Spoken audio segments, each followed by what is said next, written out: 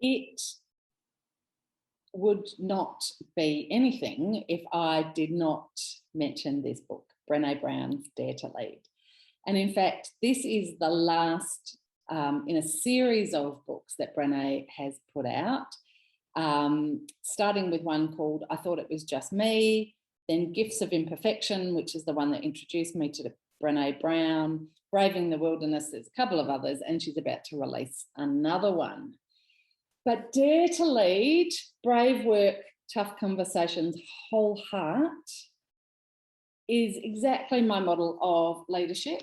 And if you've ever been in one of my courses, you know I'm slightly obsessed with Brene.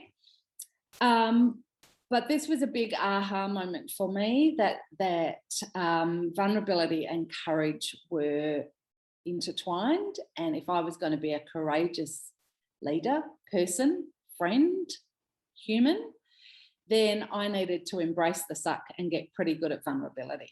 Instead, I had spent a lot of my life and career avoiding vulnerability. So armoring up, numbing, blaming, shaming, proving that, and rather than leading with wholeheartedness. This is a book that you absolutely need to have on your bookshelf.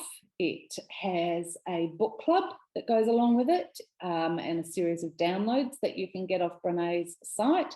So if it's something that you want to read with your leadership team or your book club, I would recommend it. But Brene, as you know, has her own podcast and is on just about everybody else's podcast. So if you want to dip in and out of this, there are other ways that you can connect with Brene. But Dare to Lead. I was privileged to undergo the Dare to Lead training some time ago, and revolutionary.